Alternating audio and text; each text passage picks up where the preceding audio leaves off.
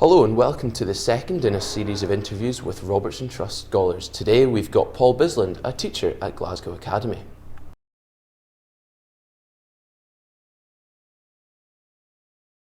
I first found out about the Trust through school. I went to St Mungo's in the East End of Glasgow, just down in the Glasgow area, and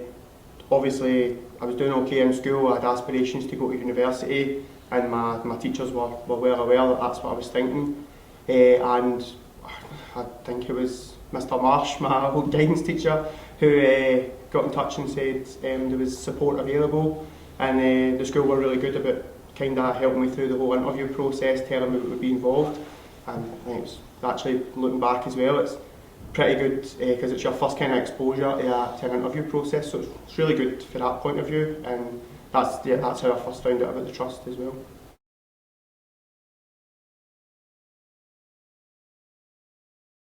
Well, I think it's obvious and fair to say, and I don't think the Trust will mind me saying that the biggest benefit of the Trust is financial, and obviously that's the point behind it. But from a financial point of view, coming from a difficult background in terms of finances and so on, just knowing that whilst I still worked through university, knowing that I had a bit of financial security, and that even if I had times of no work or times I had to scale that back because of due dates and so on, knowing that I had a wee bit of money in the bank behind me was really just a massive relief. It sort of alleviates a pressure that maybe other people don't necessarily have, so it's something that you don't then need to worry about. I think that's probably the biggest way that the Trust benefited me. It gave me that sort of security and confidence just to be able to continue my studies.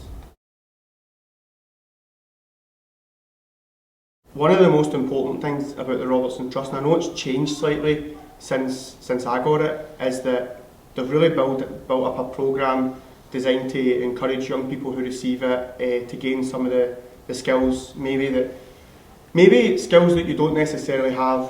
partly because of the sort of background that we tend to come from. In terms, I'm a much more confident person at this stage of my life than I was at 18 or at 19 at university. I'm far more aware of my capabilities, and I'm far more in charge of my own ambition maybe than I was at that time. And I think engaging with the Robertson Scholarship Trust, seeing what's available, listening to the guest speakers, some really distinguished people that they managed to get to come along and speak to you, taking on board the advice they give you and the sort of life lessons that they can pass on, and just taking all that on board, drinking it all in, and even if it doesn't necessarily hit you there and then, this is stuff that's relevant to your life and your career later on, and just the sort of the idea of personal networks and alumni networks, it starts to become important as you get into your career.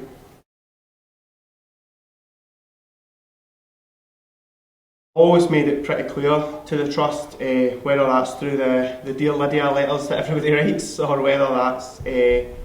through conversations I've had with members of the Trust since, that I'm keen to remain involved, I'm keen to get involved as far as I can. I think the fact that I'm myself now a teacher working in schools allows me maybe a certain insight there, a certain way in, but even if it was just to help in some other capacity, whether that's to discuss with students the career plans, to talk about interview preparation, to talk about confidence, or any of the sort of things that I might have a